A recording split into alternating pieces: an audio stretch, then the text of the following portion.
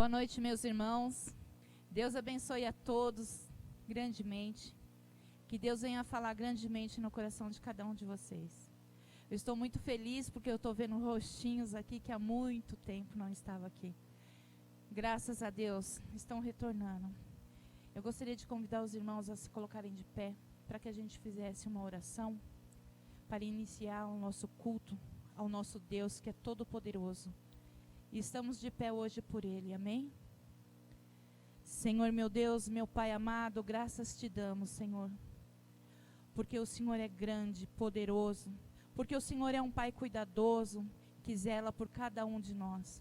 Obrigada, Senhor, pela oportunidade de estar aqui, na Tua casa, juntos, para adorar o Teu nome, para bendizer o Teu nome. Porque o Senhor é grande e todo-poderoso.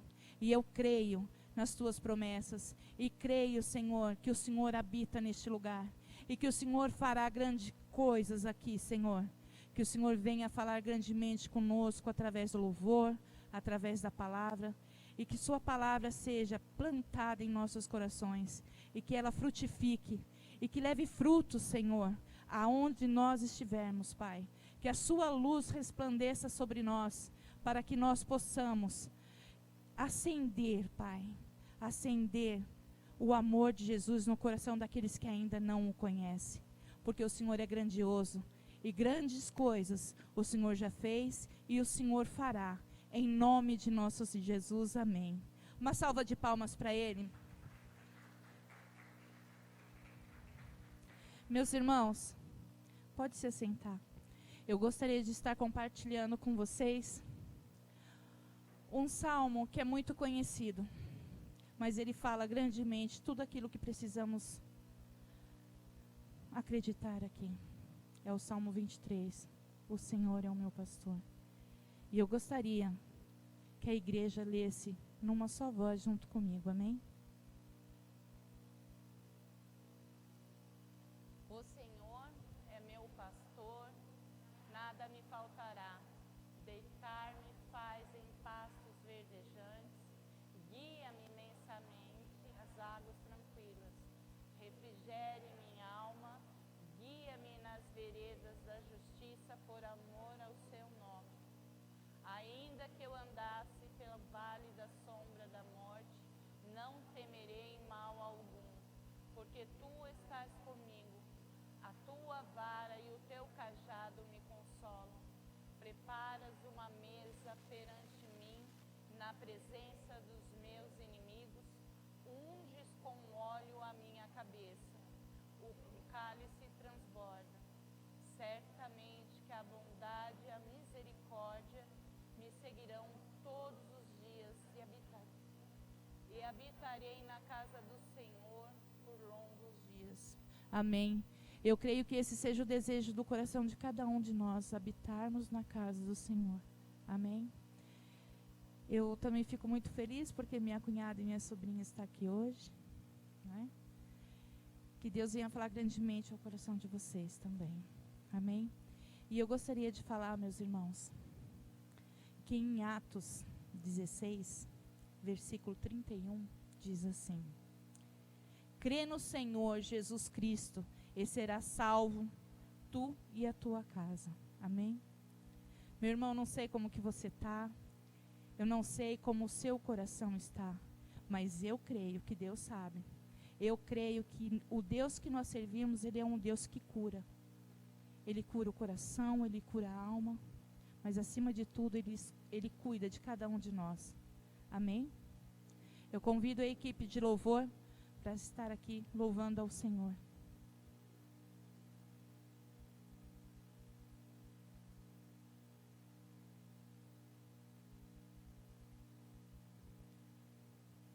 Estamos muito felizes porque nós abrimos novamente a nossa igreja. Isso faz muita falta para a gente. E eu gostaria de compartilhar com os irmãos algo que toca muito no meu coração. Hoje nós estamos aqui. Somos filhos de Deus, amados do Pai, cuidados por Ele. Mas eu quero lembrar uma coisa para cada um de vocês. O nosso Senhor Jesus Cristo, Ele orou por mim e por cada um de vocês lá atrás. Em João capítulo 17, aqui diz a oração de Jesus Cristo pelos seus discípulos. E eu gostaria de convidar os irmãos que vocês lessem, porque vai chegar aqui no versículo 20 e vai estar escrito assim: e não rogo somente por estes, mas também por aqueles que pela sua palavra virão de crer em mim. Que virão de crer. Ele estava ali, orando para aqueles que ainda iam crer na palavra dele. E quem ia crer? Eu e você. Desde lá ele cuida de nós. Então, meus irmãos, acredite nesse Deus que é vivo, nesse Deus que é poderoso. E louve ao Senhor com toda a alegria do teu coração. Amém? Vamos nos colocar de pé, por favor.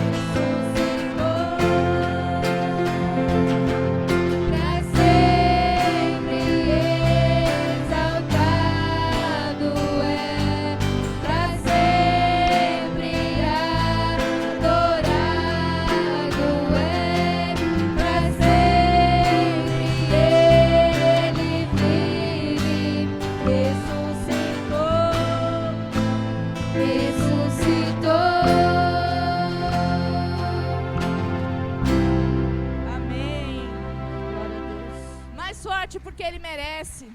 Amém. Glória a Vamos Deus. mostrar que a nossa igreja está viva e estamos vivos por Ele. Amém? Porque Ele é grandioso e poderoso para fazer qualquer coisa mudar na nossa vida. Só Ele tem esse poder. Amém? Eu creio nisso. Por isso que eu falo, meus irmãos, aquele que crê no Senhor, que entrega a sua vida verdadeiramente, escuta a voz do Senhor nas simples coisas, até mesmo numa simples ação que você vê no meio da rua. Então acredite nesse Deus, porque Ele pode e Ele vai colocar você em lugares altos. Amém?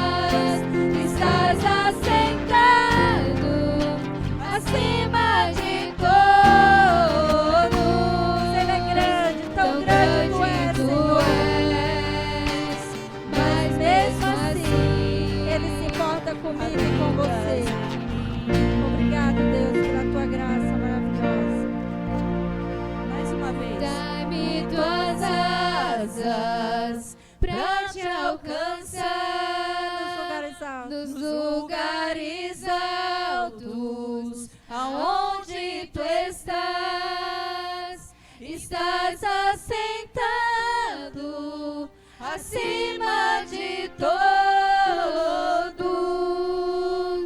Tão grande tu és, mas mesmo assim habitas em mim.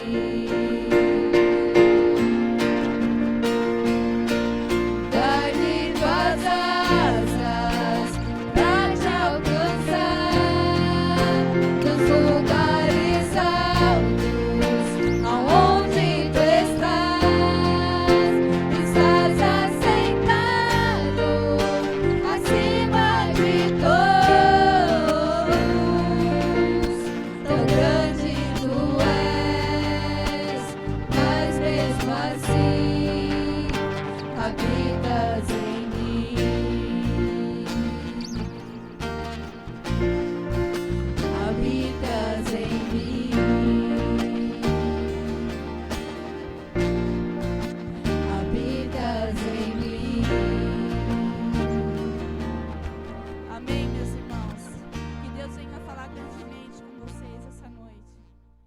Graça e paz, irmãos. Nós agradecemos a Deus pelo privilégio de poder reunir como igreja e compartilhar aquilo que Deus tem colocado ao nosso coração.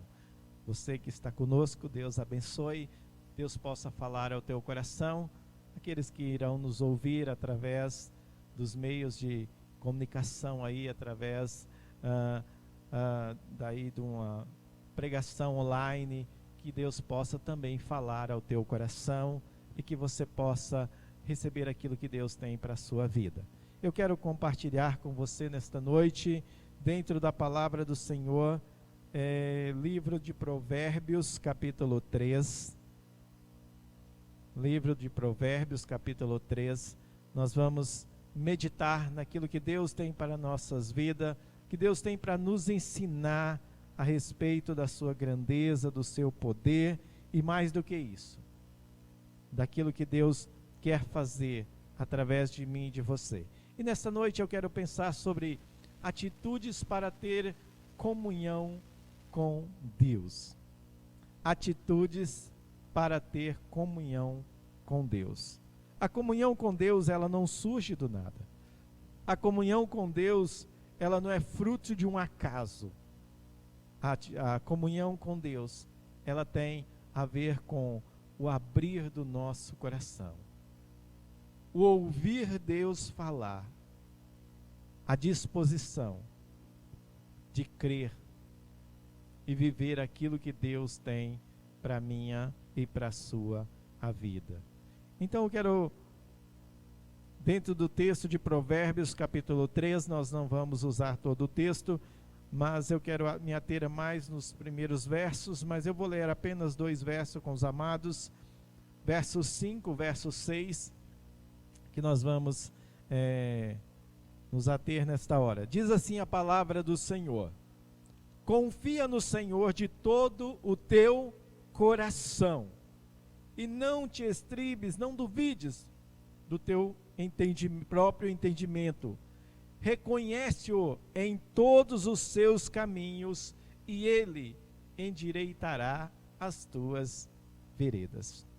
Irmãos, nós sabemos, se você não sabe, fica sabendo, Provérbios é um livro chamado, escrito por alguém que teve o privilégio de ser grandemente abençoado por Deus para ser sábio, para viver aquilo que Deus iria fazer. E este homem, ele tem um encontro com Deus ainda muito jovem. E Deus, por amor ao seu pai Davi, Deus diz: pede-me o que quiseres, e eu te darei. Você já pensou se Deus chegasse para você e disser: pede-me o que quiseres, e eu te darei? O que você pediria de Deus? Será que você pediria uma casa, um carro? Não sei, o que você pediria para Deus? Um bom emprego? O que você iria pedir para Deus se Deus dissesse: pede-me o que quiseres que eu vou te dar? Eu não sei qual seria o seu pedido, mas eu quero dizer para você que este homem pediu sabedoria para Deus. Ele diz: dá-me sabedoria. E Deus alegrou tanto dele pedir sabedoria, que Deus disse: eu vou te dar mais do que sabedoria. Eu vou te dar sabedoria em abundância, que ninguém que esteve nessa terra já foi tão sábio como você. E nem depois de você vai ter alguém que vai ser tão sábio como você. Mas eu ainda vou te dar outras coisas mais. E Deus deu a ele também muita riqueza, muita prosperidade. Infelizmente ele não soube usar tudo isso, ou ele deixou que essa sabedoria e essas coisas que ele ganhou atrapalhasse na sua caminhada com Deus.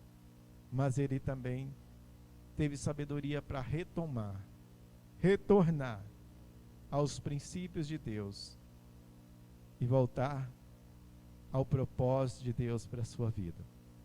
Eu quero pensar com você que este livro, ele é um livro de bons conselhos para nossas vidas. Se você necessita de alguma área na sua vida que tem faltado sabedoria, que tem faltado direcionamento, leia Provérbios. Pare um pouco, conheça um pouco.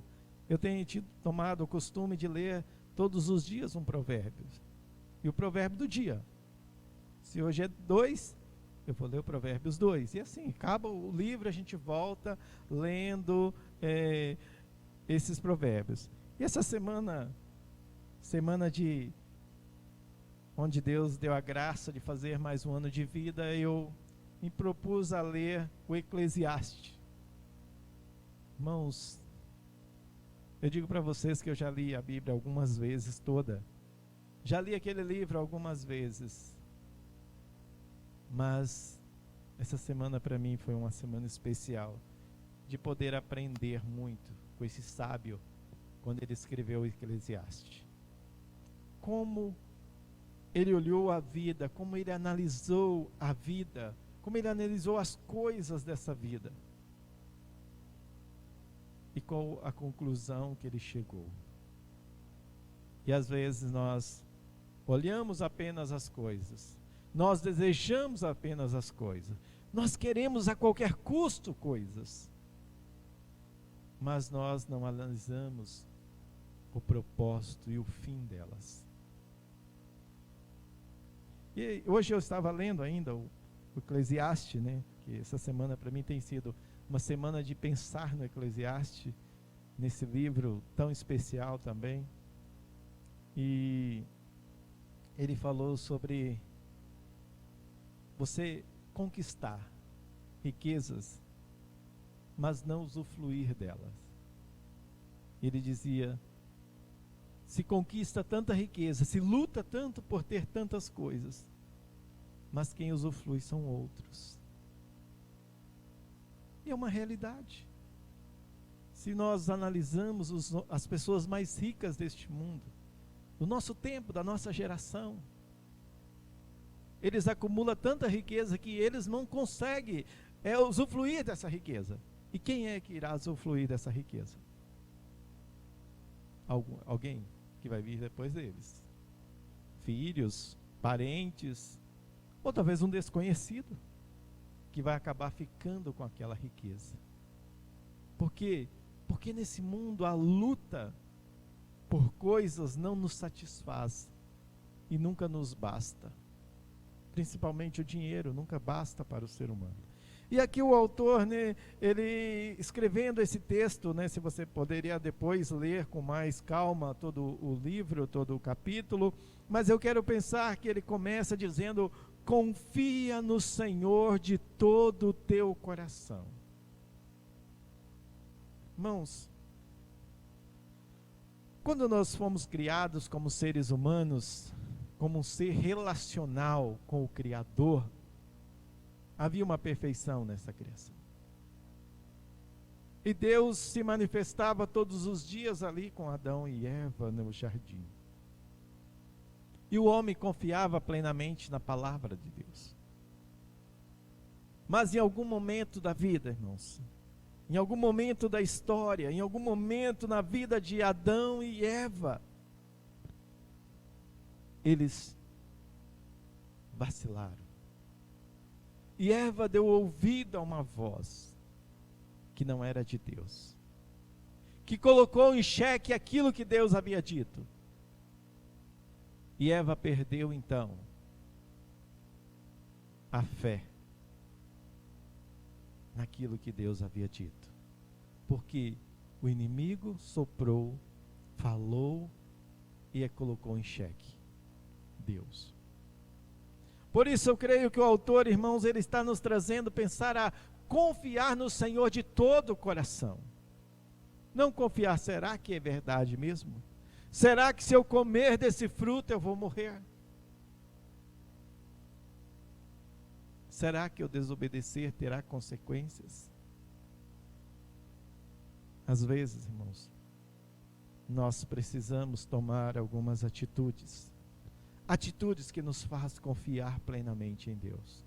Atitude que nos coloca mais perto de Deus. Mas essa atitude, irmãos, precisa nos levar a confiar plenamente em Deus. É de todo o nosso coração, de toda a nossa alma, de todo o nosso ser. Confiar apenas em Deus em algum momento não é o bastante. Confiar em Deus plenamente, irmãos, é confiar a todo instante a nossa vida nas mãos dele. Mas apesar do pecado, apesar do afastamento, apesar da quebra do relacionamento com Deus, Deus, ele fez uma promessa de restauração.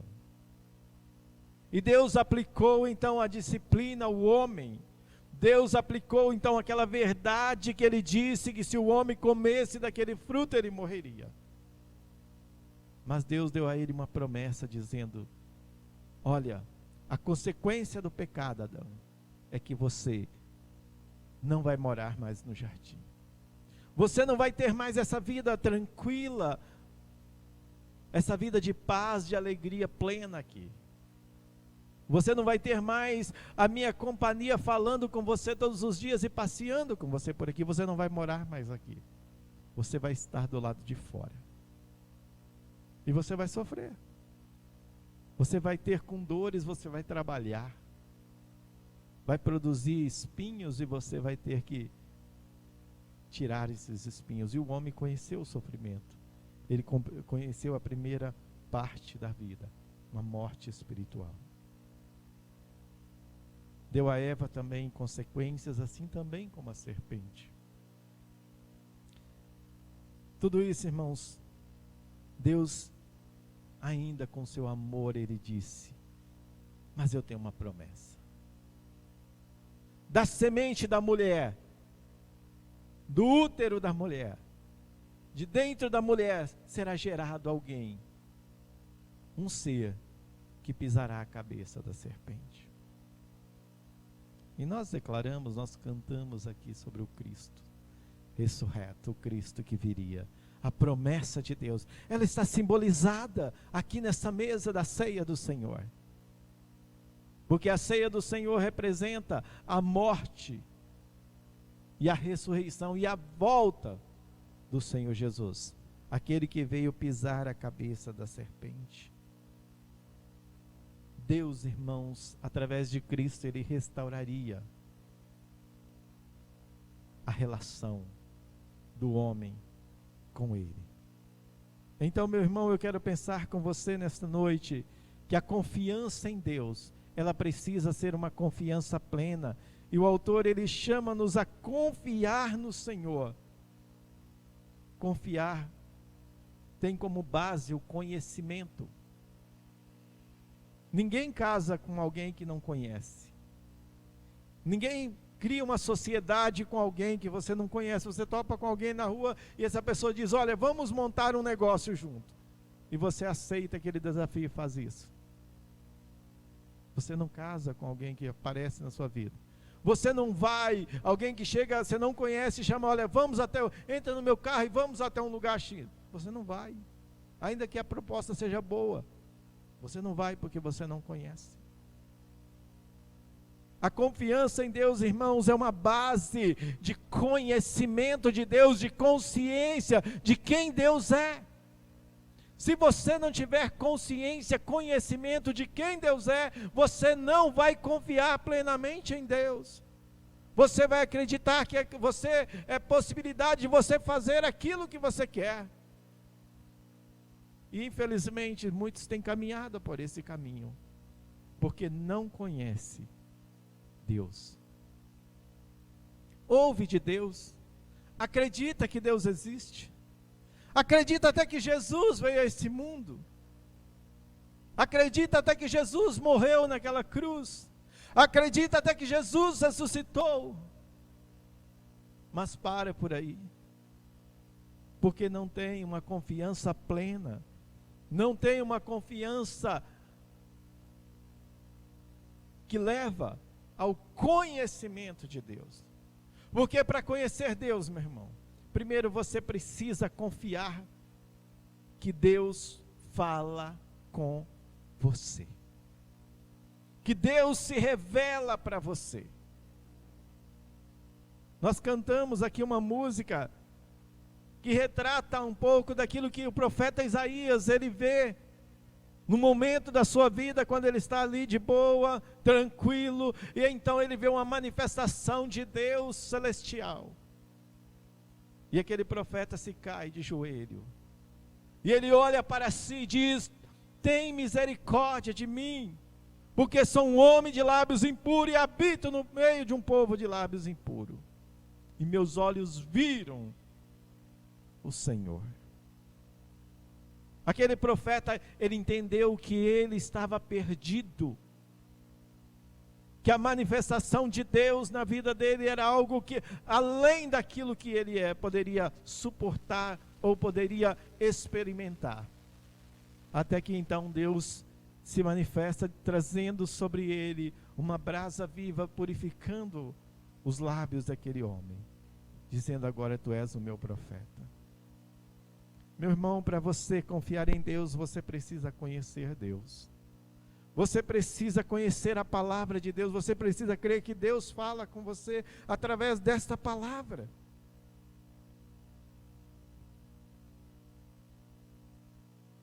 Precisamos, irmãos, entender que esse Deus, ele nos chama para um relacionamento. E o autor diz: confia no Senhor de todo o teu coração. E eu te faço uma pergunta: você é uma pessoa que confia em Deus de todo o seu coração? Você tem confiado em Deus a sua vida, a direção da sua vida, os seus projetos, os seus sonhos? Precisa se conhecer o Senhor, precisa conhecer a revelação de Deus para você, precisa conhecer o Deus que se revela. Segunda coisa, meu irmão, que eu quero pensar com você nesse texto, verso 6, ele diz: reconhece-o em todos os seus caminhos. Reconhecer, irmãos, é submeter ao senhorio de Deus. Reconhecer é entender que Ele está acima de você, e que você está abaixo do senhorio, da soberania, da grandeza desse Deus que quer agir na sua vida. Reconhecer em todas as áreas da sua vida, não é apenas em uma, é em todas as áreas da sua vida. Vamos pensar em 3 áreas da nossa vida aqui. Primeira dela, reconhecer Deus na área física da nossa vida. Ou seja, submeter a orientação de Deus na área física da sua vida. Não é fácil, irmãos. Quando nós lemos a Bíblia fala de comida, fala de bebida, orientando, ensinando, instruindo mesmo sobre o que comer, o que beber, como beber, o descansar. Deus está falando da área física da nossa vida. Ele está ensinando, instruindo. Mas nós achamos que nós somos capazes de fazer aquilo que é melhor para nós. Ou não acreditar em Deus e preferir fazer do nosso jeito. E eu sei que não é fácil. Mas quando Deus está instruindo, Ele está instruindo a respeito da sua saúde, do bem-estar da sua vida física. Não é fácil, não. Sabe aquele chocolatinho que você excede na hora da comida? Aquele docinho a mais que atrapalha. Aquela gordurinha a mais naquele contrafilé que nós queremos comer a mais. Aí chega lá na frente, Depois que os cabelos começam a ficar mais coloridos, né? Nós começamos a sentir algumas coisas. E o que nós fazemos? Deus, me livra disso aqui. Deus, cuida do meu fígado agora. Bebeu demais. Deus, sara o meu pulmão, fumou demais. E aí vai uma série de coisas. Eu sei que não é fácil, é uma luta.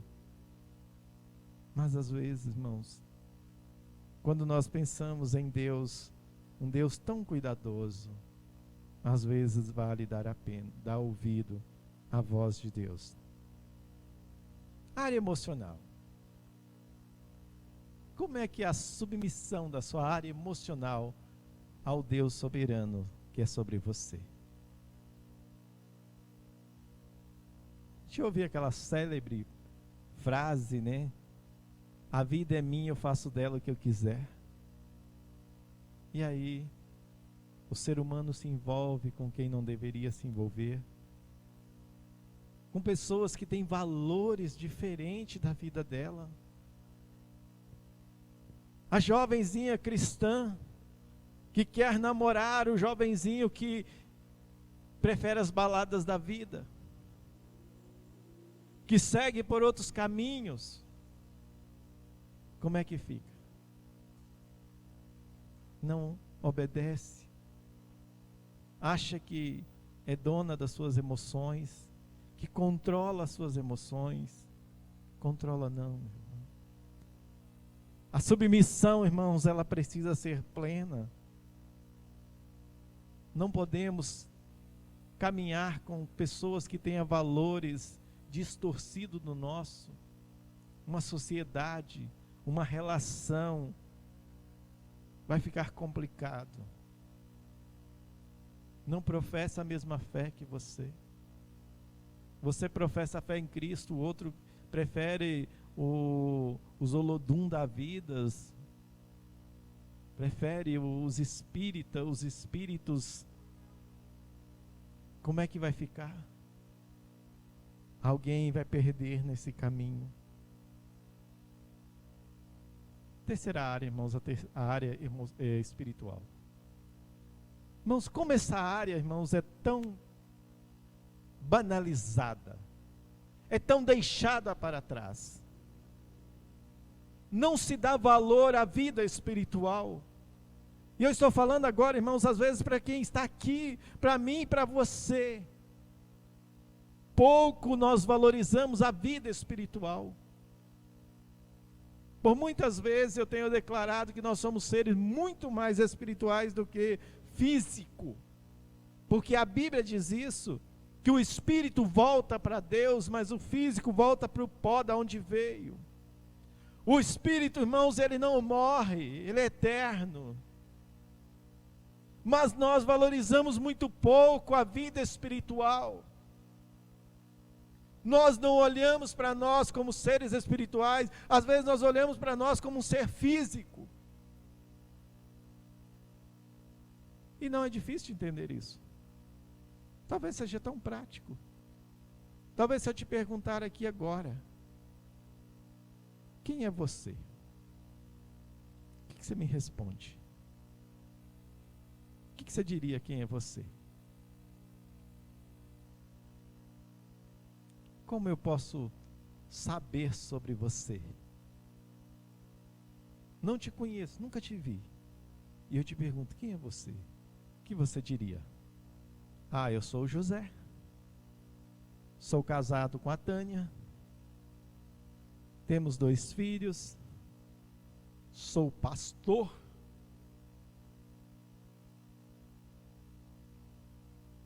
Sou amigo das pessoas.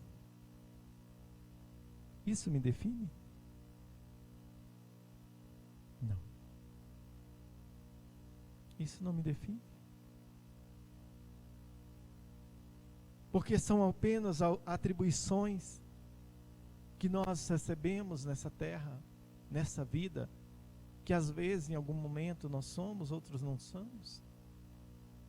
Mas o que nos define, irmãos, é quem eu sou em Cristo Jesus. Quem sou eu? Deveria ser a primeira coisa. Sou filho do Deus eterno, criado antes da fundação do mundo. Sou um ser espiritual que está diante de você aqui, que estou vivendo nessa terra por um período, mas sou um cidadão do céu, que um dia estarei morando na eternidade com Deus. Pouco nós pensamos na vida espiritual. Basta nós analisarmos o nosso dia. Nós vivemos um dia como se fosse um dia físico, emocional, mas não espiritual. Porque nós não interessamos para saber quem nós somos espiritualmente. Qual é o propósito de Deus para a minha vida? Quem eu sou? Hoje eu estou de pé diante de vocês. Fisicamente vocês podem me ver. E amanhã? Quem sou eu? Talvez carregado dentro de um caixão, levando para um cemitério, para não mais fazer parte fisicamente da história. Somos tão pouco, mas valorizamos tanto essa matéria, as nossas emoções. Nós somos seres espirituais, e nós deveríamos valorizar muito mais o ser espiritual que nós somos, porque nós vamos além dessa matéria, nós vamos além daquilo que nos apareça ser, porque isso aqui é somente uma aparência. Alguns vão mudando no decorrer do tempo, menos cabelos loiros. O jogador de futebol que se torna o melhor do mundo, mas lá na frente se torna um velhinho andando de bengala. O corredor, o maior vencedor da Fórmula 1, que se torna ali um paraplégico, vegetando sobre uma cama, literalmente, porque o nosso maior vencedor da Fórmula 1 vegeta sobre uma cama por sofrer um acidente. Quem nós somos? Como nós somos diante dos olhos do nosso Criador? Sou eu, meu querido, um projeto de Deus. Sou eu o filho amado de um Deus que se importa tanto comigo, que mandou o seu Filho Jesus Cristo vir a essa terra e dar a sua vida em resgate da minha.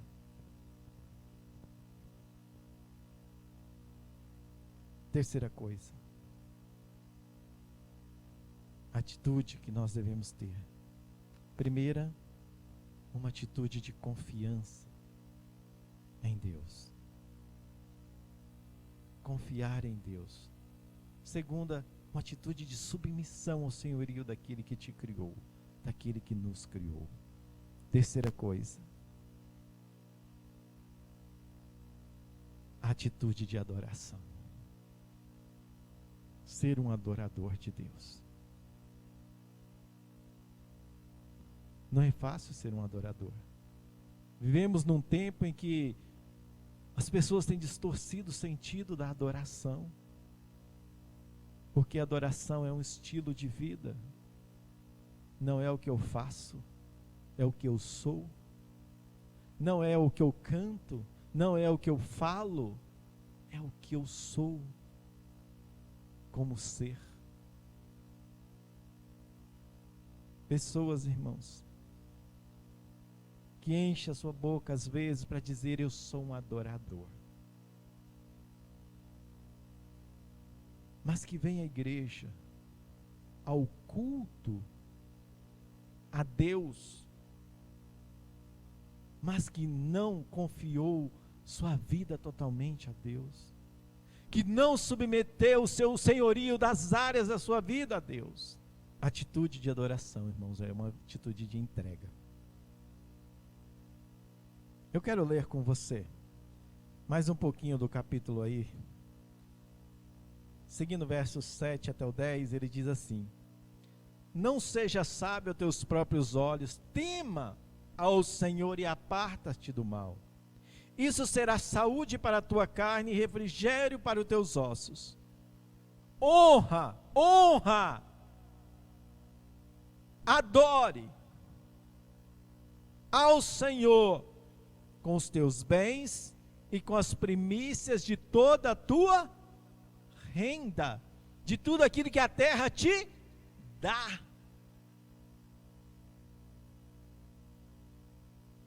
Irmãos, não existe atitude de adoração sem ser uma atitude de entrega, de confiança, de submissão àquilo que a palavra diz. Quando ela diz que nós devemos entregar, honrar ao Senhor com aquilo que Deus tem nos dado, com os primeiros frutos, com as primícias, com as primeiras coisas que Deus tem te dado. E às vezes a pessoa vem ao culto, irmãos, e ela não entrega nada a Deus. Ela não honra a Deus com o seu dízimo, com a sua oferta, com o seu coração, com a sua mente. Não existe adoração, irmão, sem entrega. Não existe adoração sem honra. Porque Deus não precisa da música que eu canto. Deus não precisa das palavras que eu digo para Ele. Deus espera de mim e de você algo mais. O salmista, ele vai dizer que Deus tem prazer num coração quebrantado, num coração que se rende a Ele com todo o seu ser. Está lá no Salmo. É assim que o salmista olha para a vida e ele entende que a adoração é isso, é uma entrega. Quando nós olhamos para os nossos patriarcas lá no Antigo Testamento, eu quero pensar logo com dois. Gênesis capítulo 14, se os irmãos puderem me ajudar.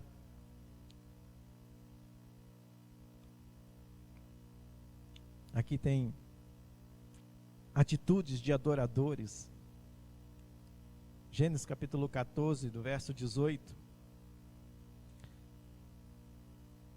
Patriarca, o pai da fé, ele ensina algo extraordinário. Verso 18.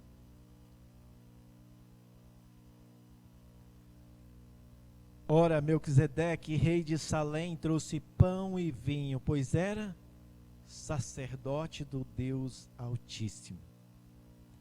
E abençoou a Abraão, dizendo: bendito seja Abraão pelo Deus Altíssimo, o Criador dos céus e da terra.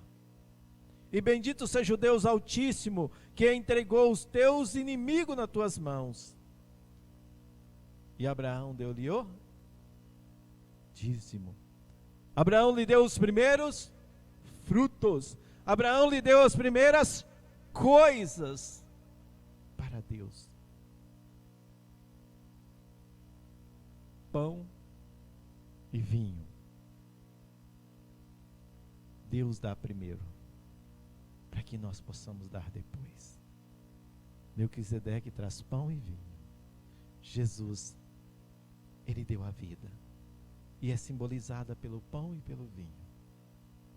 Quando ele disse: este pão simboliza o meu corpo,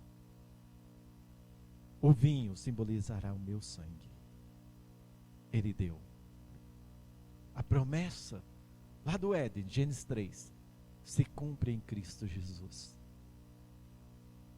Essa promessa se cumpre quando o próprio Deus declara em João 3,16, dizendo que Ele amou-nos de tal maneira que ele foi capaz de dar o seu próprio filho para morrer naquela cruz, para que quem crê, não seja condenado, mas tenha vida eterna. Atitudes de adoração, irmãos, é uma atitude de entrega, é uma atitude de honra, de confiar, de dar a Deus, de reconhecer que tudo vem dele, de gratidão, de fé pelo que ele é na nossa vida. A nossa contribuição, irmãos, é uma atitude de fé, de obediência, de submissão, de reconhecimento que o que nós temos nessa terra veio de um ser soberano. A maior conquista, irmãos, que um homem pode herdar nessa terra é a vida eterna, é a sua salvação. De nada valerá o homem ganhar o mundo todo e perder a sua própria alma. De nada adiantará você viver para si mesmo e não entender o plano espiritual que Deus tem para a sua vida. De nada adiantará viver para si mesmo sem reconhecer, sem conhecer aquele que é Senhor da sua vida. Você estará perdido para sempre. Por quê? Porque o homem vai prestar conta a Deus. Deus, irmãos, ele declarou, ele ensinou, ele disse que nós iremos prestar conta a ele. E não tem como, irmãos, o homem escapar da sua prestação de conta. Para quem nós estamos ajuntando o nosso tesouro? O que nós estamos construindo? Estamos construindo algo para nós mesmos ou estamos construindo algo para Deus? Estamos construindo para essa terra ou estamos construindo, irmãos, para a eternidade? Deus, ele quer ter um relacionamento de intimidade com você. Deus quer ter uma vida de comunhão plena com você. Deus quer que você o reconheça em todos os seus caminhos, em todos os seus passos, em todas as áreas da sua vida, em todas as suas atitudes, em todos os seus dias de vida. Deus quer que você o reconheça como Senhor da sua vida. Deus já fez a parte dele. Ele deu o seu próprio filho para morrer em nosso lugar. Ele já cumpriu a promessa de redenção em Cristo Jesus. Deus, irmãos, ele fez tudo para que eu e você possamos conhecê-lo mais e mais.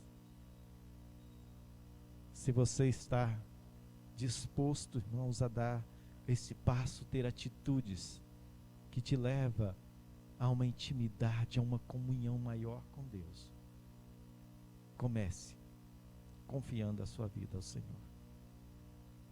Comece confiando plenamente, de todo o teu coração ao Senhor. Siga submetendo ao senhorio dele na sua vida. Siga reconhecendo que ele é Senhor. Na escola, no trabalho, dentro da sua casa, na igreja, no mercado, por onde você andar. Não importa se você é o chefe no trabalho, manda e os outros obedecem. Lembre-se, você ainda é servo do soberano. Não importa se você é dono do seu próprio negócio, Deus é dono da sua vida. Submeta a esse Deus em toda a sua caminhada. Adore. O adore. Honre ao Deus eterno. A sua vida foi feita para glorificar Deus. Deus nos criou para ser a sua glória, para que nós glorificássemos. Então as nossas atitudes têm que glorificar Deus. por onde andamos, precisamos refletir a glória de Deus lá fora. Precisamos viver, irmãos, como a glória de Cristo nessa terra. Porque nós fomos resgatados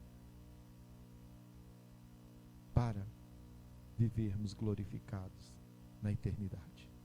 E nós precisamos ter a visão do apóstolo Paulo, que diz, Paulo, quando ele estava escrevendo a sua carta à igreja de Éfeso, ele já se via, e ele dizia para aquela igreja, nós estamos assentados à destra do Pai. Paulo já enxergava a eternidade como algo presente, a salvação como algo presente, não para quando morrer. Por quê? Porque Cristo estava dentro dele, a ponto dele dizer que a vida que eu vivo agora, não vivo mais para essa carne, mas Cristo vive em mim. Ele entendia que a vida não pertencia mais a ele, mas Cristo estava nele. E é isso que a Bíblia diz, que nós somos nova criatura em Cristo Jesus. Nós fomos gerados de novo. Jesus ensinou para Nicodemo, necessário te é nascer de novo, Nicodemo. Essa vida sua não tem valor nenhum, Nicodemos. Você precisa nascer da água e do Espírito. Jesus veio trazer nova vida. Jesus veio trazer uma vida nova para mim e para você. Jesus, ele já fez, ele já cumpriu a promessa do Pai. Agora, as nossas atitudes, irmãos, precisam demonstrar isso. Precisamos desejar ardentemente conhecer mais e mais o Deus eterno. A sua vinda aqui, irmãos, não foi por acaso. Deus, ele quer ter um relacionamento pleno com você. Deus quer dar sentido a cada área da sua vida, física, emocional e principalmente espiritual, porque não enxergarás mais apenas o ser físico que está ao teu lado, mas enxergará que essa pessoa que está ao teu lado é um filho eterno de Deus, um filho amado de Deus, que vai viver a eternidade na glória, depois de sair, de partir dessa terra. E lá no céu nos encontraremos um dia, porque Cristo nos proporcionou isso, porque Jesus nos proporcionou isso, através da morte dele. Que Deus nos abençoe e que as nossas atitudes sejam atitudes, irmãos, que nos leva a uma comunhão maior, a uma intimidade maior com o Deus eterno. Amém? Que Deus assim nos abençoe, que a palavra de Deus se cumpra na minha e na sua vida. Deus, nós te louvamos, te agradecemos por essa dádiva, esse presente nesta noite. Suplicamos, ó Deus, que essa comunhão, ó Deus querido, essa intimidade, nós queremos ter ela mais e mais com o Senhor. Se tem alguém, ó Deus, nesse recinto, ou que esteja nos ouvindo nesta noite, Pai querido, que esta pessoa, Deus, tenha, Senhor Deus, um desejo ardente de conhecer mais o Senhor e ter atitudes, ó Deus, que os leva a esse crescimento da intimidade com o Senhor. Que reconheça o Senhor em toda a sua caminhada, em todos os seus passos, e que reconheça que o Cristo que morreu naquela cruz garantiu a ela a eternidade, a não mais viver para si mesmo, mas viver para Ele, a vencer o pecado e a viver uma vida plena nessa terra também. Que a bênção do Senhor esteja sobre cada um e que a palavra do Senhor possa penetrar em cada coração, em nome de Jesus. Amém, amém. Que Deus te abençoe.